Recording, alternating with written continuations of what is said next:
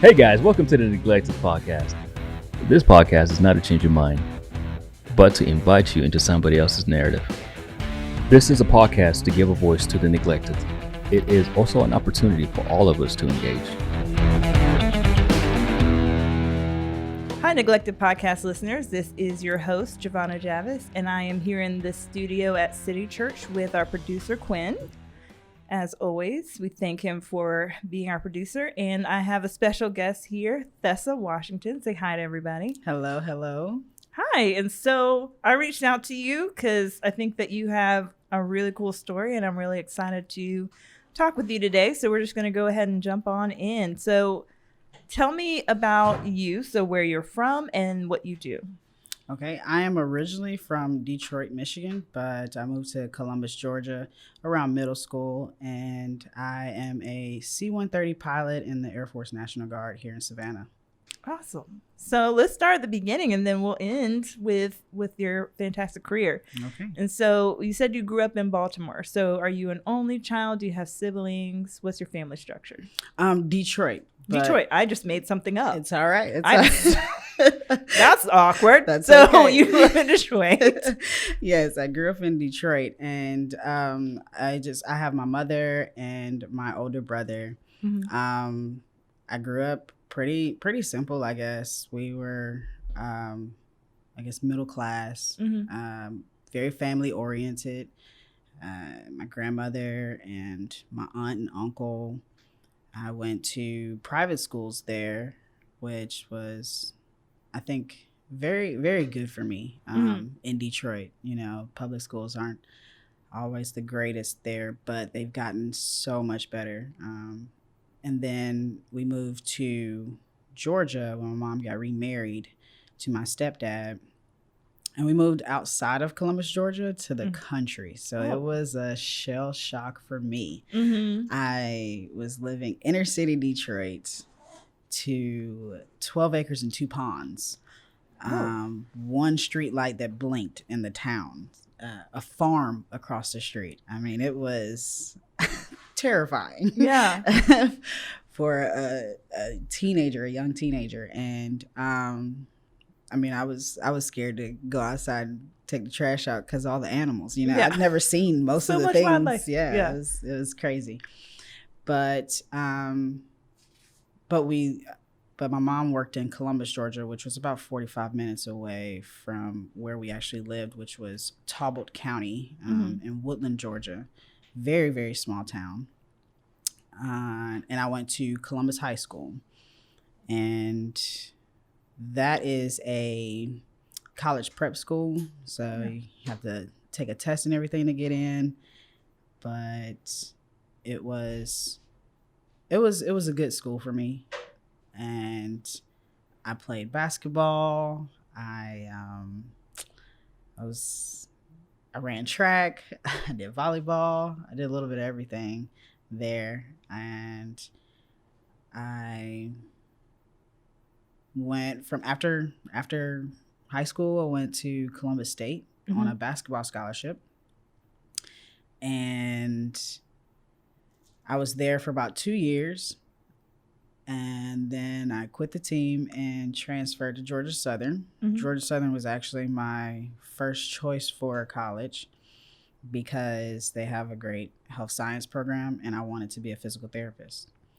So once I quit the team, I didn't want to stay at the school where all my basketball teammates were and miss it too much. Yeah. So I just left and came closer to here. Well, when I left that scholarship, I also left Hope Scholarship because at the end of quitting, at the end of that semester, I realized that I just screwed myself with my GPA and was just shy of keeping Hope. Mm-hmm. So I lost 2 scholarships and was broke down in Statesboro, new city, new school. So I decided to join the military. Yeah. At first I went into the recruiter's office, and there's like every branch there, and I just wanted to see what everybody had to offer and the different things. And I was about to go Navy, but I was going to go Navy active duty, actually, which means that I would have had to get out of school. But a friend of mine was in the Air Force National Guard, and she was like, hey, how about you talk to my recruiter and maybe you can stay in school, you know? So I did that, and excuse me, and they told me everything I wanted to hear pretty much. Like I could stay in school, they could help me pay for school, and things like that. And so I went with it, and I joined my junior year in college, and I got back in 2010, and it kind of extended school for me because I missed a couple semesters. But but then after that, when I joined, I was a aircraft structural mechanic. So what is that job? So that is what they call it for short is like a sheet metal maintenance. So it's like the body shop for airplanes. You know, we work on painting, all the structural parts, like the framework. If the plane has a dent, like the car would, you know, we would fix that. Or bird strikes, those are big for us. When the plane hit bird strikes. So when the plane, well, when a bird hits the plane, oh, the plane doesn't. Thank you for correcting that. Yeah, the bird hits the planes. Okay. They cause damage. So those are the type of things that I would repair, including like tubing and cabling, everything that dealt with the framework and the structure of the aircraft. Gotcha. Okay. So we would take sheets of metal for the most part and recreate the part to replace it. It was a really cool job, honestly. When I was talking to the recruiter about what I wanted to do, I didn't want to do anything that was medical, that had something to do with what I was in school for. I kind of wanted a backup plan. And I didn't want an office job because I'm just not an office job type of person, you know? So I told her, give me a list of jobs that met those criteria, and then narrow it down to those with bonuses. Yeah. Because I needed that money.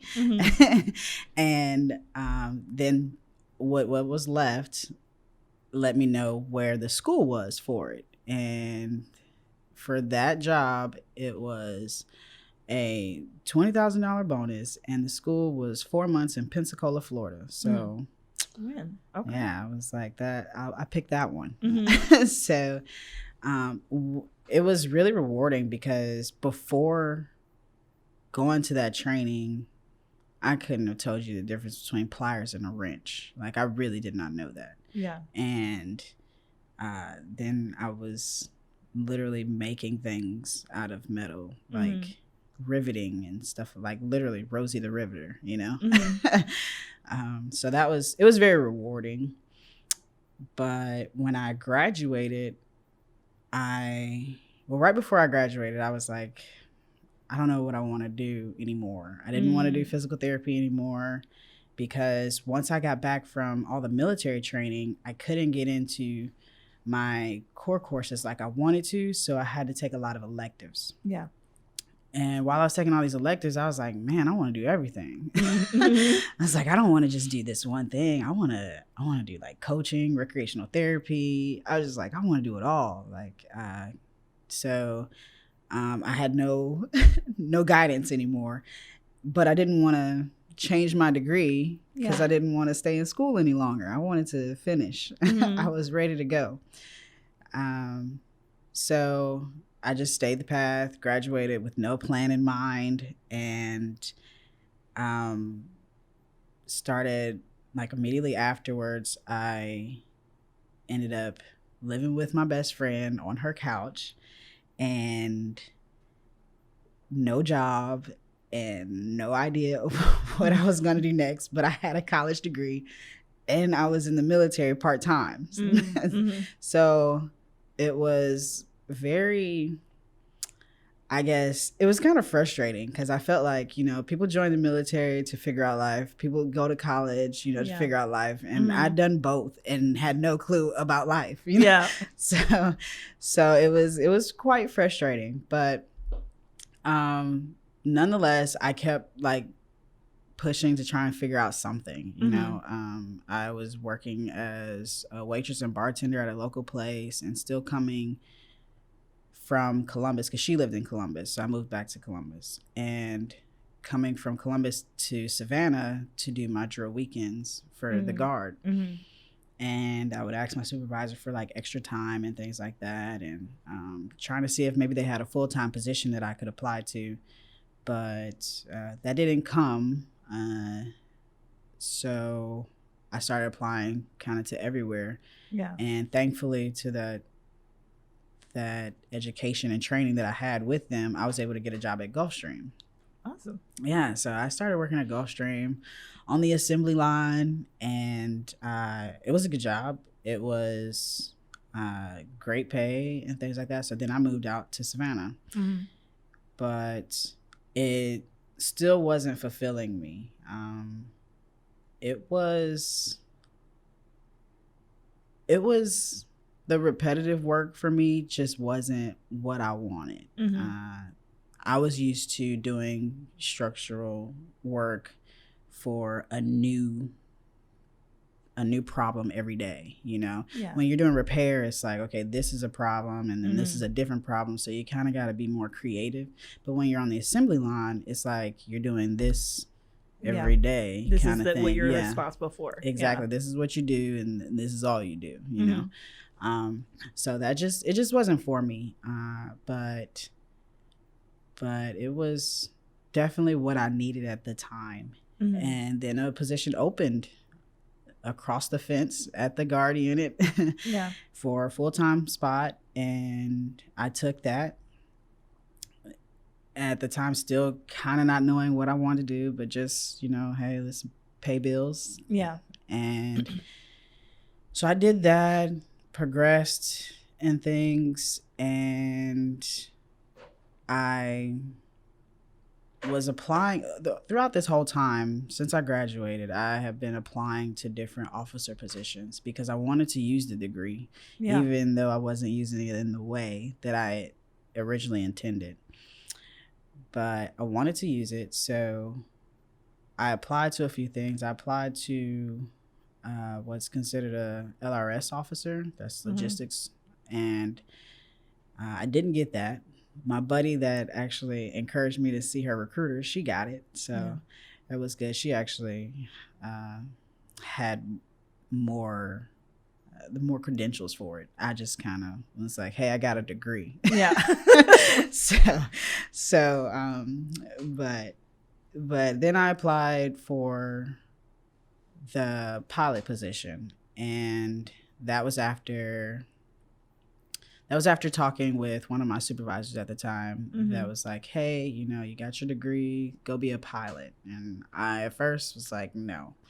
I actually told a couple of them, like, I don't want to drive a bus with 10 people in it, let alone fly a plane. Like, I was like, you're insane. Like, absolutely insane for thinking that I would fly planes. And she was like, hey, let's just go up there to the commander and ask, like, what does it take to be a pilot here? Like, what do you need to apply for the job?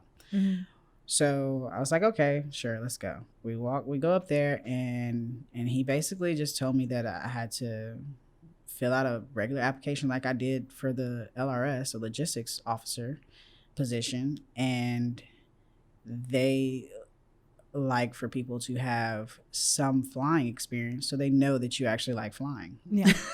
Which makes sense. So and then there was like the things of certain scores on your AFOQT, which is the Air Force officer test. But those were all the same for the other officer positions. So it became more real, like attainable, you know. So I was like, okay, I could probably do that. I could at least see what see what it's about and go to a school to check it out. So I went to a school in Ridgeland, South Carolina called Atmosphere Aviation, and I took what's called a discovery flight. They had reasonable prices. That's why I went all the way to Yeah. South Carolina. Okay.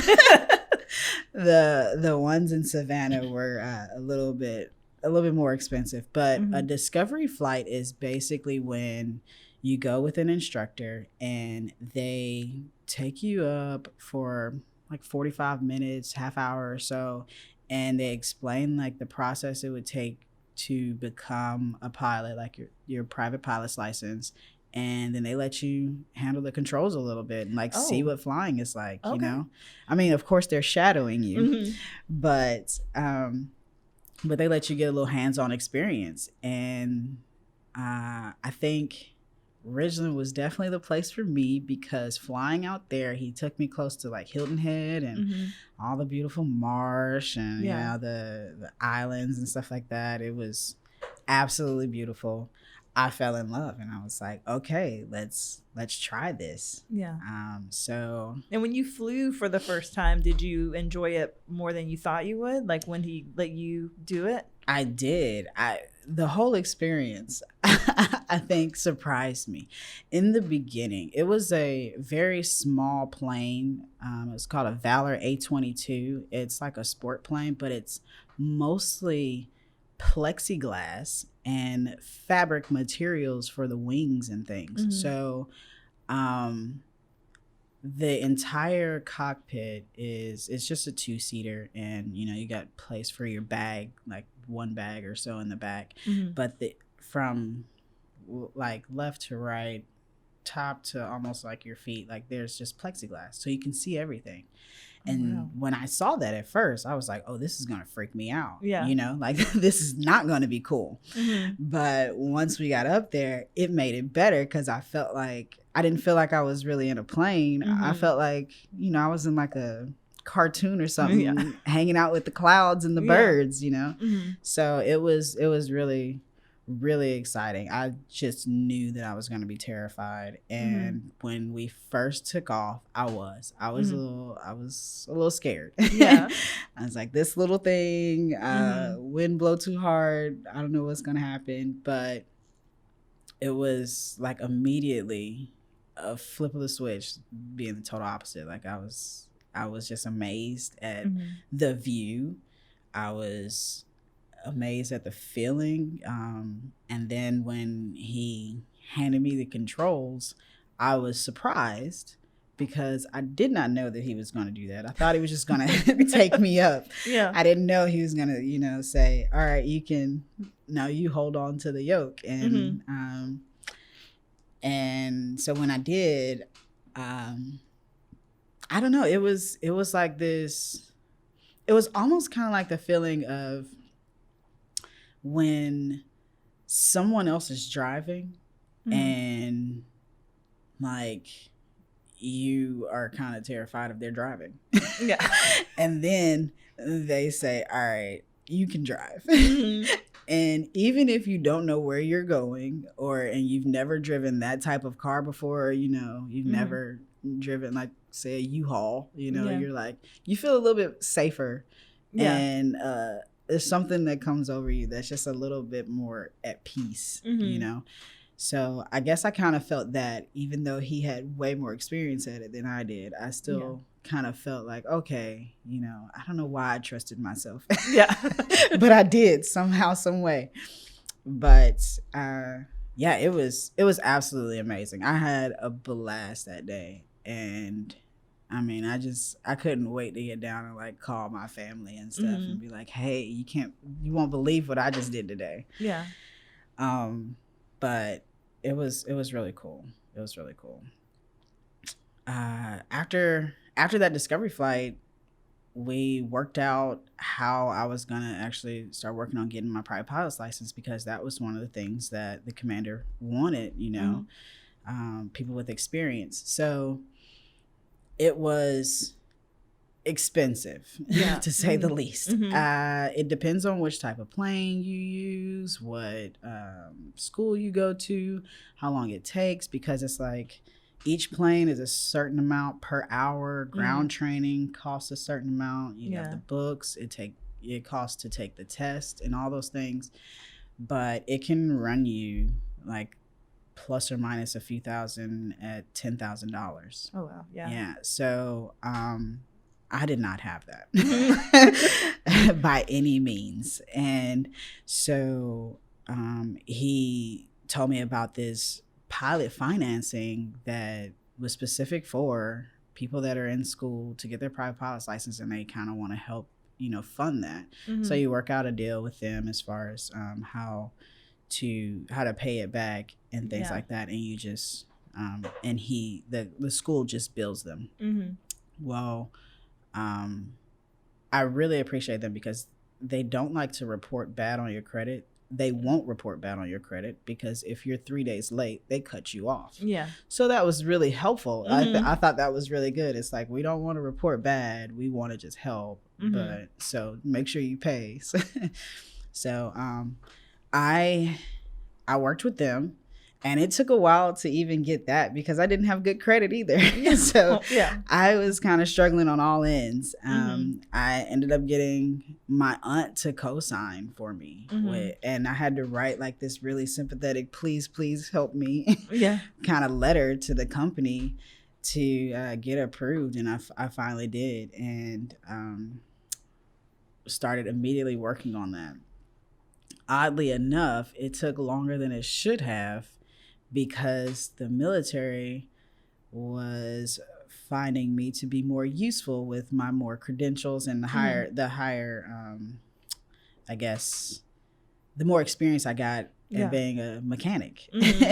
So I started going on more trips and doing more things for the military, and so it was breaking up my time instead of me being able to go back to back. But I applied prior to getting the license, just in hopes that, it would show like, hey, I've been working on it. I have some flying experience, and I do want to do this. You can ask your buddies about my work ethic, because I work right downstairs. So it was kind of one of those things of just like hope. And when I applied, I did not get it. I applied in 2015. I actually did my interview while deployed in a phone booth. So I didn't get it. I got what they put me down as what's called a secondary. So in the case that whoever was actually selected didn't make it through, then they would call me up, kind of thing. Yeah. And from what I was told, I was like the third or fourth secondary. So not quite second. But I was also getting a little old, because the Air Force, at the time, their age requirement for pilot was 30. They've bumped it up to 35 now. So for anybody that's interested, you got more time. But it was 30, and while I was waiting, I was getting older. You were aging. I was aging. I was naturally aging. So I was getting a bit discouraged, but I was continuing to work, full time with the unit and things like that. And like I said, I was getting discouraged because it was like, what was I thinking? Kind of like, these are the only things that I needed to apply, but I'm not the person that they want, type of thing. Nobody, like, I've never thought about being a pilot until she said, hey, let's go up here. So it was like, what was I thinking, kind of thing. And this isn't for me. God's plan for me is something else, so I might as well just figure out what that is. So I was talking to some of my my mentors, and was like, hey, I think I want to just pull out and like let it go and put my eggs in a different basket, kind of work towards something else. And my mentor told me, don't say no to myself, let them tell me no. So he said, wait until you're 30. I was like, that's only like 6 months from now. Yeah. It's like I got like 6 months. Like you're talking about waiting. I was like, okay, I'll wait 6 months. Sure, like it's gonna happen. And then pull me or whatever because they weren't gonna do an age waiver at the time. So I just kept on. I ended up in country of Georgia, the Republic of Georgia, on another trip. And I got a phone call from that same mentor, and he was like, hey, you got the position. You go to officer training in a month. I still had a week left out there, so I had to uproot life kind of from afar. So that was really exciting and anxious at this, like anxiety hit like at the same time. Yeah. What was making you anxious? The fact that I was about to head off to pilot training, the infamous, gruesome pilot training. It was, pilot, like one of those things that everybody is like, becoming a pilot is hard. Pilot training is hard, and the washout rate is high. Like not a lot of people make it through. That's why they have so many backups, like all those things. And so all of that immediately rushed in at the same time of, hey, they called you up, So it was like, I only told like 2 people that I was with, because like a lot of my unit went with me on that trip, and I only told like 2 people that I was with. I didn't tell anybody else because I was still like, this isn't real, or I don't know. I just didn't have faith in myself at all. Yeah. No confidence whatsoever. And but then I was at the same time rushing to get my life together before I had to go off to become an officer, because at the time I was enlisted. So I got home and I immediately started working on all of that, and things were kind of like just falling into place. Yeah. And I was telling myself at the time, I was like, this has got to be God. Like I really was like, this has got to be God, because how does my lease end the day I have to leave for this training? Like the day before my class started, my lease ended. I didn't have to break a lease or anything crazy. How is it that they got me in to start school and beat the age waiver by 3 days? Things like, it was just like a lot of things were just like, okay, this is falling into place, that's falling into place. It was just really odd stuff. There was a new officer training program where they sent like computer-based training before you got there, and it was supposed to take like, I think 3 or 4 months or something like that. And they were giving tests like the first day you get there.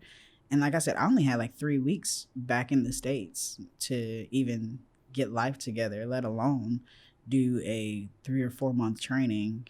It was so many hours. I can't remember how many, but it was like a 40-hour or so computer-based training.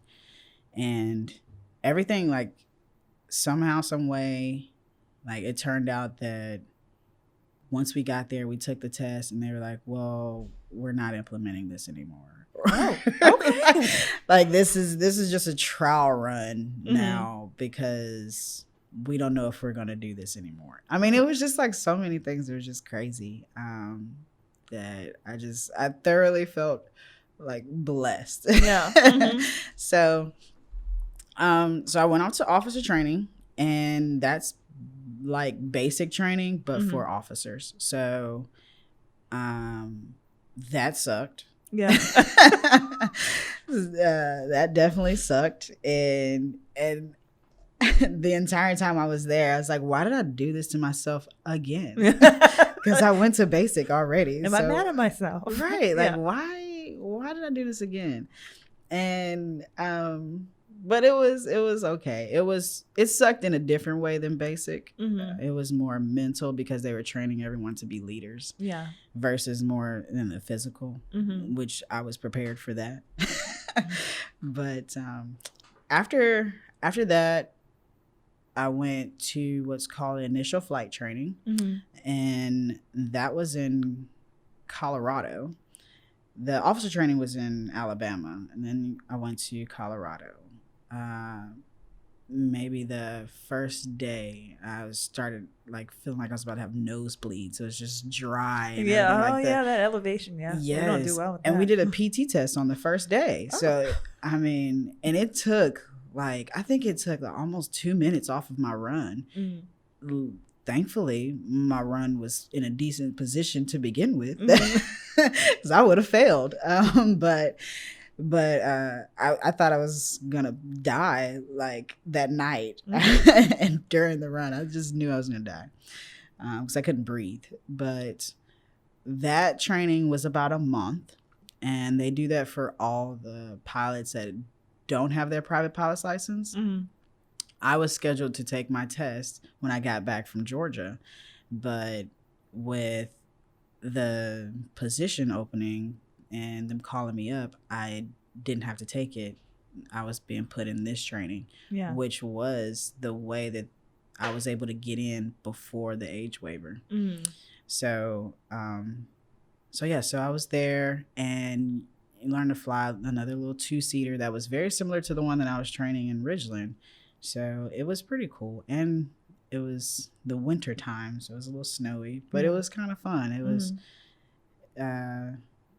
kind of like being on a college campus too, because everything was in this one building. It was weird, but it was nice. The cleaning ladies were my favorite. They were the sweetest people. I mean, they would leave little notes in your room like, "Hey, you can do it," and things like that. That's sweet. It was. I left them a gift when I left because they were my favorites. They were way better than the instructors. They encouraged me way more than they did. But after that, I went to what's called UPT, Undergraduate Pilot Training. And that's the one that everyone kind of dreads to go to. Okay. It's about a year long. And it is where they try to weed out whoever they want to weed out. So I was truly, truly, truly blessed to have so many people that were supporting me. Before I left, I had chiefs in my unit, other minorities enlisted, and officers, family, people from my church, all telling me like, "Hey, you can do this. This is awesome and amazing. We're proud of you. You know, this isn't just for you. This is for all of us," kind of thing. Yeah. Sounded wonderful in those moments. And then when I got in the training, I was like, this is pressure.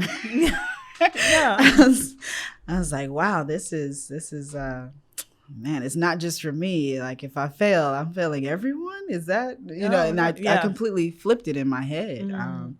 So it was very, very scary, to go into that like that. Also, I get to the class. I am the only Black person in my class.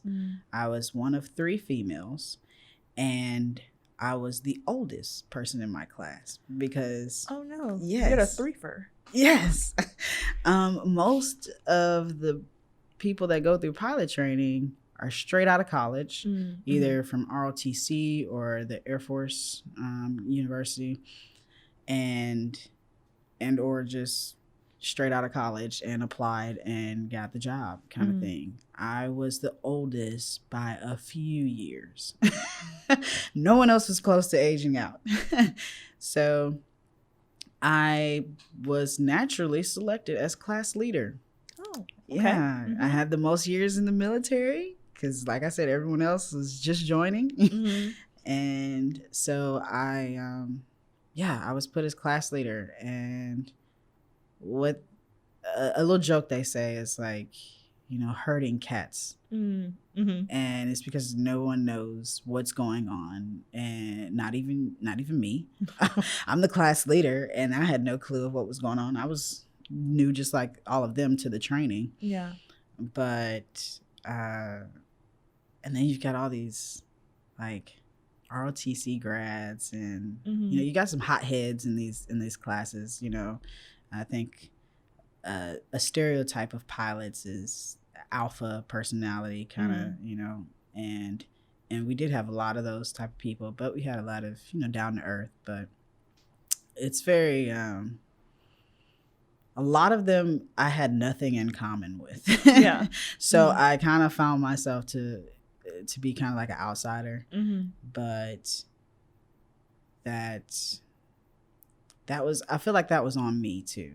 I could have probably tried to work into it a little bit more, but I didn't really truly feel like I belonged because of all the, like, when I looked around, I didn't look like I belonged on every aspect. So I began to struggle. Flying did not come naturally to me. And I also struggled because there's a lot of studying that you have to do. And at that time, I hadn't been in school in like 8 years, like when's the last time I actually had to study for a test, kind of thing. And I had to retrain myself on how to study and learn, you know?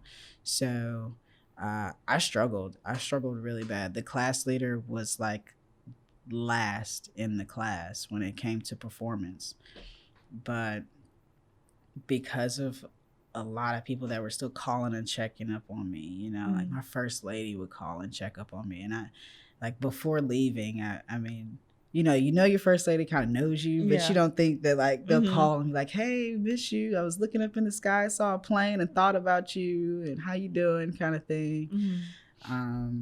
And family, of course, and friends, everybody just kept keeping up with me. And I really appreciate them for that, because their words of encouragement were the words that I was kind of leaning on. Yeah.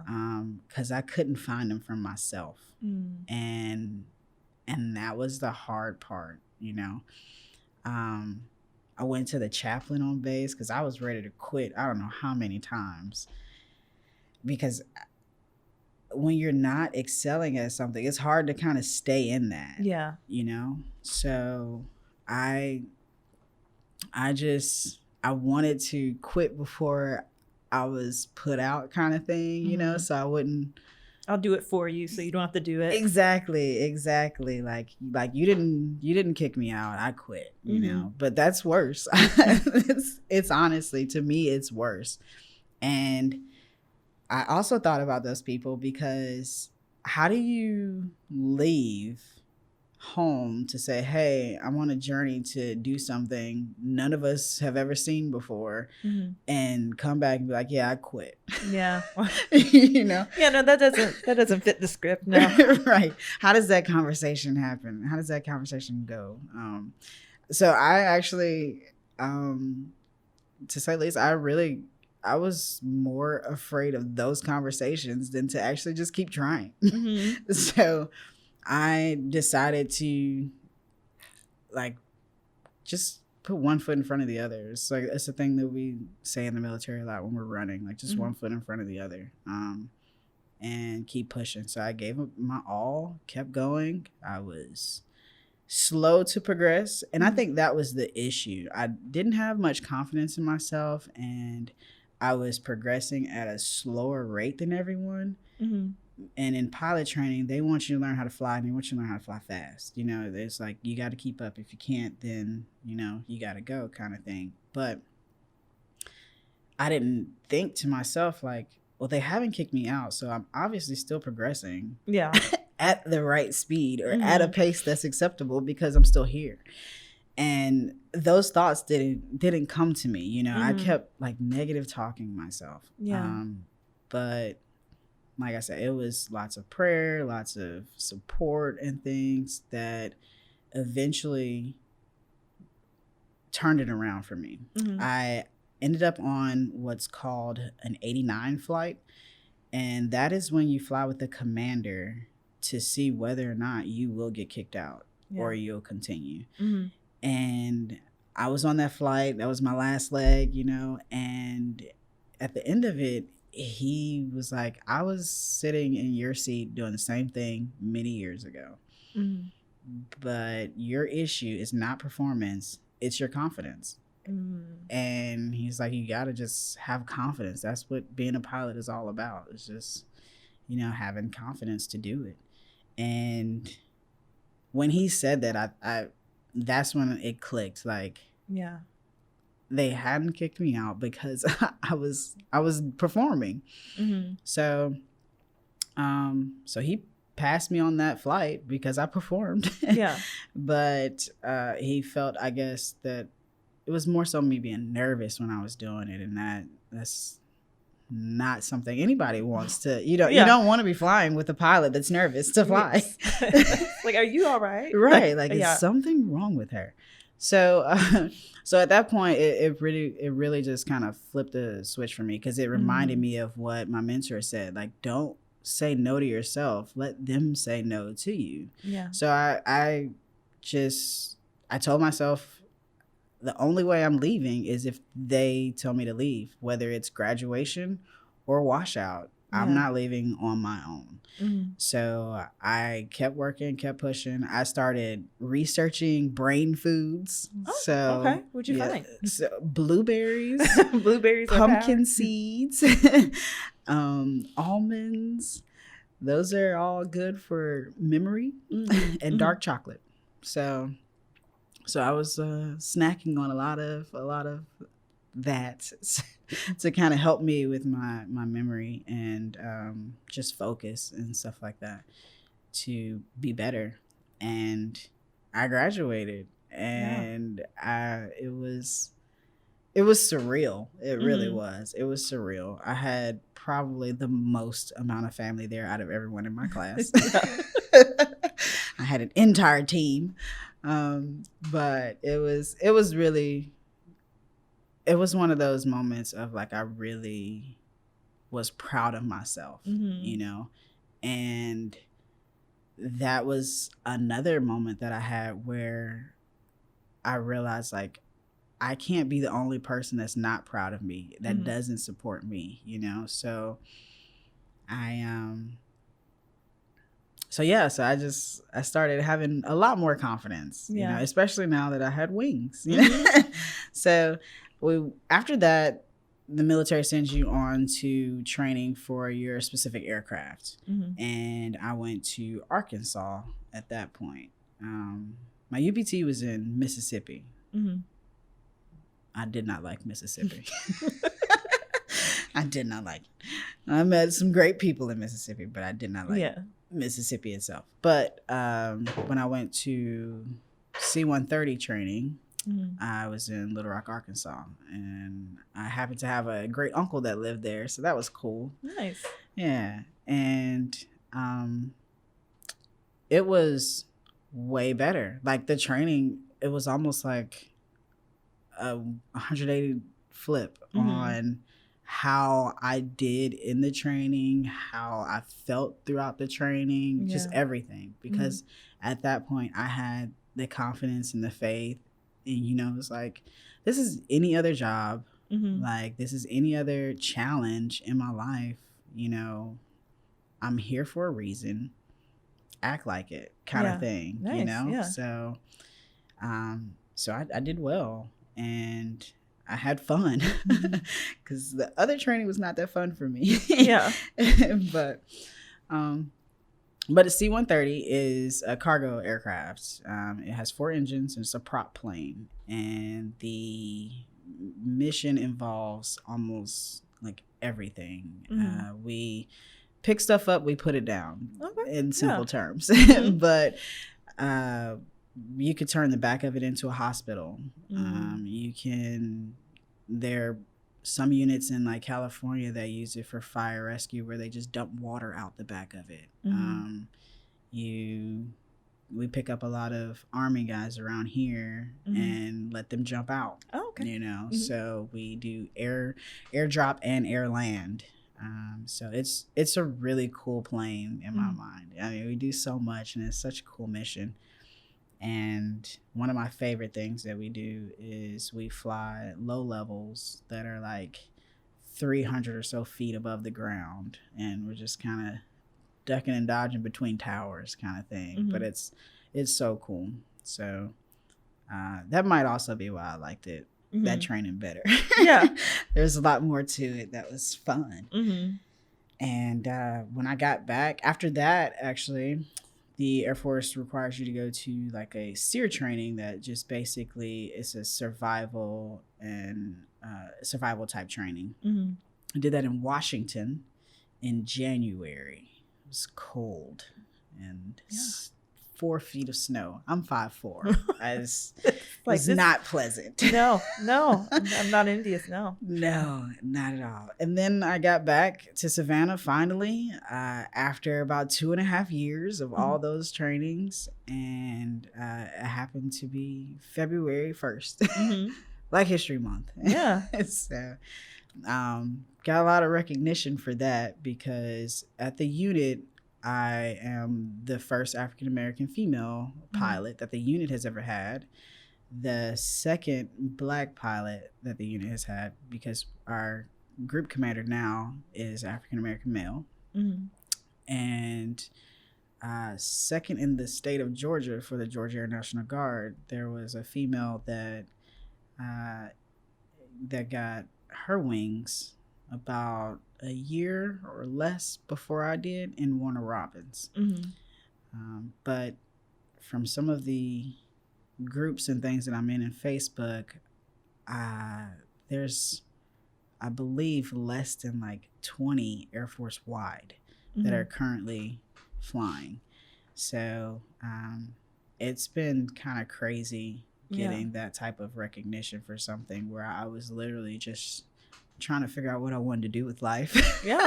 And stumbled upon something that I think a lot of people feel is unattainable, but it's not. Like it's very attainable. If I can do it, it's really one of those things. Like if I can do it, you can do it.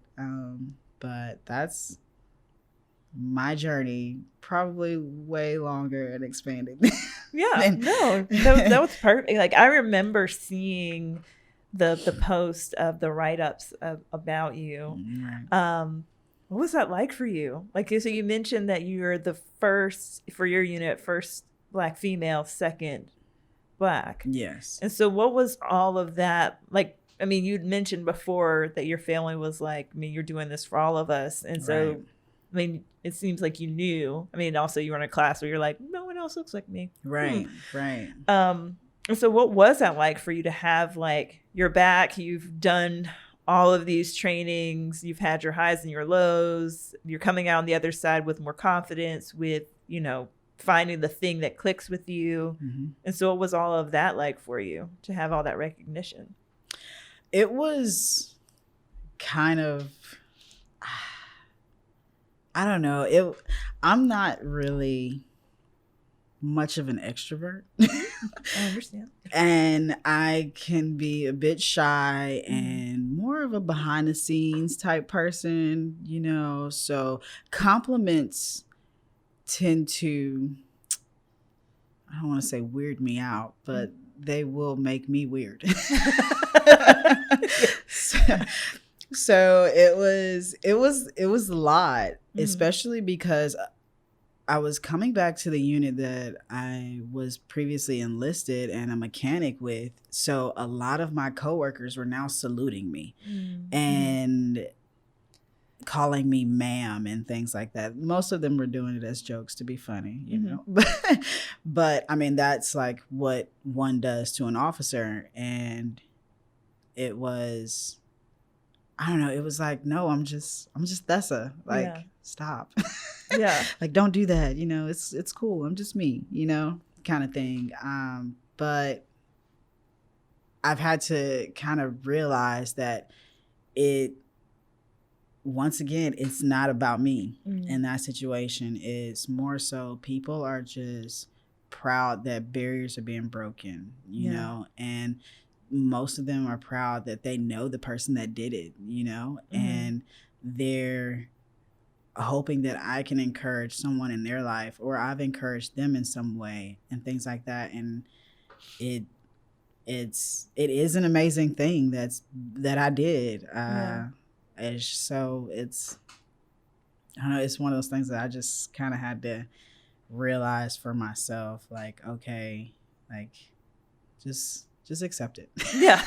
No. Yeah. And I love what you're saying there of, I think that's huge that you had that moment of recognizing that this isn't just about me. Like, yes, what I did was really cool and was amazing, and I'm really proud of myself, and I'm, you found your way, but this is also for people looking at it like, oh, like I didn't know that there was someone that looked like me that did the thing, or like went for it. And so I did also see, like, when I had initially reached out to you of like, hey, do you want to do this? Yeah. I slid in your DMs asking if I can interview you. Thank you. You're welcome. I had seen that you were you were meeting at schools. And so what has that been like for you, of like talking to the youth, talking to younger kids about what you do? So that actually started with a recruiter friend of mine. Mm-hmm. One of the two people I told about my position while I was in Georgia, mm-hmm. she ended up being a recruiter more recently. And she's like, I am taking you everywhere. So she got me to go to Beach High School, mm-hmm. and then like family friends have, reached out and things like saying, hey, come talk to these kids. And so I was at elementary school in Hinesville. Yeah. I've done a couple Zooms and things. So my public speaking is getting a little better. Yeah. Kind of thrown in the water and mm-hmm. just start swimming. So it's been fun and exciting. And of course I still get nervous. Yeah. Mm-hmm. But it's one of those things that I really, really want to let as many people know, young, old, whatever, that like just believe in yourself and go after it. Yeah. Whatever it is, go after it, mm-hmm. And believe in yourself while you're doing it, mm-hmm. even through the ups and the downs. And you'll be successful. Like the opportunities are out there. Mm-hmm. And broaden your horizon of what those opportunities could be, because that was my issue. I was in a bubble. Like I was an athlete and I liked science, sports medicine. Yeah. Yeah. Mm-hmm. So like that was the path. It was like, yeah, that's what I want to do. Though I do still love everything that deals with sports medicine. It's very, very interesting how the body works and things of that nature. But I just did not look outside of that box. Growing up, it's like, what do you want to be when you grow up? I want to be a doctor, or want to be an athlete, or mm-hmm. It's like 5 things, and pilot was not one of them. So now talking to these young kids, it's like they're like thoroughly amazed that a pilot is in front of them. Yeah, mm-hmm. And that it's possible, kind of thing. What was really cool at the elementary school, the teacher asked the kids like, hey, how would you guys feel if you met like a pilot in real life, before I walked in the room? And like some were like, oh, that'd be so cool. And one was like, I'd be scared. I don't know. And I could barely hear because I was outside the room, but she was like, you'd be scared? You wouldn't be scared. It'd be okay, kind of thing. And I can't remember why they said they'd be scared, but I just thought that was the cutest thing. It was 3rd grade class. Yeah. But when I walked in, the looks on their faces, like, I felt like I was literally Captain Marvel walking through the door. Like, it was so crazy and amazing at the same time. And the encouragement that I could see in their eyes just from me standing there, was awesome. It was awesome. So I just want to keep doing that. I really just want my story to literally be a testimony to whoever it can be, because I needed that in times. And I think I probably would have had confidence maybe earlier if it seemed, more attainable. Mm-hmm. So that's really what I want to do. I've always felt that not all lessons are meant to be learned the hard way. Yeah. Like that's a big thing in my life. So if I can help somebody learn a lesson a little earlier, a little sooner, a little easier, then I am 100% for it. So yeah, it's like, God use me. Mm-hmm. No, I love that, because I think that everything, like what you said, just that really stuck out to me was the thing about being limited. Yeah. Of, it is exposure, that exposure to that things are possible. And not just from media, but just even like having someone that looks like you, right, and that is right in front of them. Like I was thinking, I don't think I ever met a pilot until I was older and met friends that were like, that's what I do for work. Right. I don't think that there were pilots that came into my school or anything like that. I think that it was, and then on top of that, like exposure, when you see like, what do you see in movies? It's like, that's like a, he flies my plane that takes me to go see grandma. And it's, yeah, you know what I mean? Like just to be able to widen this horizon. So I think that that's really amazing that just through your journey that you've come out on the other side of it, wanting to encourage all those around you. Right. But I mean, it does sound like, what I love about your story though, is that a lot of it is like not the traditional dream, right? Right. And I do think that just what you even described is like, I go to college, I pick the thing, I do the thing, I get a house, and then I'm happy. But a lot of your journey was twists and turns of even you stumbling into being a mechanic was because you switched schools and was like, oh, well, I need to pay for school. Exactly. And even going for it anyway, even though I don't know what this is, but let me try it out. And so I think that's really cool. That, like, as a counselor, I think of how many teenagers or even young adults I sit across that feel like they should already know. And it's like, it's okay that you don't know. Yeah. Not everybody's journey is that they wake up and they know, I want to be fill in the blank, and they go and get it. Some of us do a craft and we're like, I really like this. Right. I didn't know I would like this as much as I thought I would, Exactly. And so I thought that was really cool, even too, when you were talking about your first flight of like, oh, I'm not as nervous, and just even everything you were saying. I was like, man, how much do we limit ourselves by saying, oh, I don't want to try that because like I'm going to hate it. Right. And that's funny that you say that, because there was a group of kids that I spoke with, and when I told them I was a pilot, they were all like, no way, like, oh my gosh, are you scared when you're up there? Mm-hmm. I could never be a pilot. I just want to be a nurse. And it's like, well, for one, not just be a nurse, mm-hmm. we need nurses, and nurses are amazing, and their training is very rigorous also. Yeah. But nonetheless, like you can be a pilot. Like it doesn't. And so I'm gonna say this, but I don't want to alarm anyone. But I was once afraid of heights. I too have overcome fears, but mm-hmm. But yeah, I was afraid of heights, and I realized that it wasn't really heights that I was afraid of. It was feeling unstable in high places, feeling as though I could fall to my death. That is anything that involves death, it's got a little bit scary. Exactly, that's the part I feared the most. So even while I was a mechanic working on the planes, I'd be standing on the wings to work. I would crawl. Like I have coworkers that can attest to me crawling out to where I had to work mm-hmm.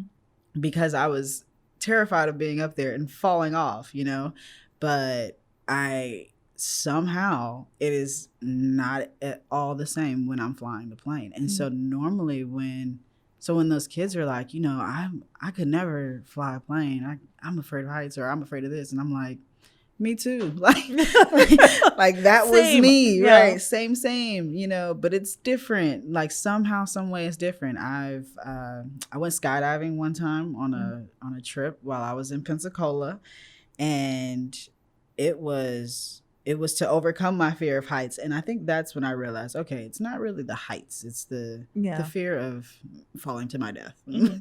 But it was amazing. I loved skydiving, and I don't understand how that was different. But I just don't. Mm-hmm. But it was, mm-hmm. So I was limiting myself, in that. But I mean, somebody that was afraid of heights can become a pilot. Yeah. Pretty sure. There's some things that we're limiting ourselves in that we could definitely, go out and attain. And it's really just, it's crazy. And I think it's really one of those things of, looking at how God's plan is sometimes completely different from what we think the plan is. Yeah. And it takes us above and beyond, Yeah. And I heard a pastor say one time that when you're praying for something and you're asking God to do something, or you're just wanting something, and you think he's going to open a door and he snatched the roof off that thingy, like that thingy, that then, and you're not looking up, or you're not paying attention, kind of thing, you can miss the opportunity because you're expecting it to be in a certain box, kind of thing. But God works differently than we do, so that was big for me.